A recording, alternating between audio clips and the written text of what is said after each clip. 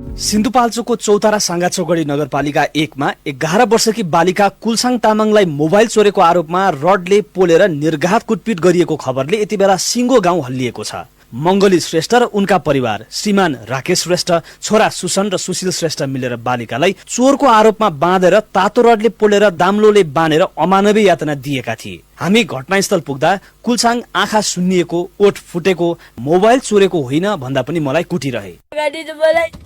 यत्रो मोटो लौरेर कुरे त्यसपछि फेरि त्यो छोड्ने रन्डीको छोरी बालेको छोरी भन्दै मलाई फेरि सिस्टोले नि हाल्यो। अनि फेरि बाने उसको नातिनी पनि थियो मसँग, उसको नातिनीलाई चाहिँ उसको अनि जहिले चाहिँ छेक्यो। त्यसपछि मलाई बानेर अनि जिस्नुले हाल्यो। त्यसपछि पानी हालौँ भन्ने रहेछ, मैले हाल्यो हाला भन्थ्यो।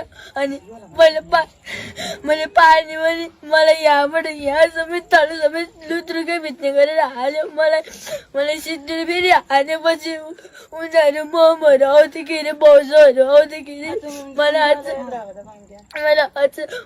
अनि त्यो बच्चा सानो भएको मलाई हान्दै यो हात बाँध्नु अगाडि यस्तो पेटमा बाँध्नु, मैले सास फेर्नले नि गाह्रो भइरहेको थियो। त्यतिखेर मैले 12-1 बजीतिर घरमा लिएर आयो। मैले मोबाइल चोरेको छैन भनेर म भात खाएर एकछिन बस्दाखेरि त मेरो घरमा आएको छु त भनिदिएको अरे।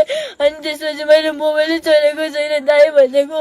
उसको आमा पनि आएछ फेरि उता हुँदाखेरि मोबाइलै चोरेको छैन भन्दाखेरि मैले यस्तो अवस्थामा पुर्याइदियो।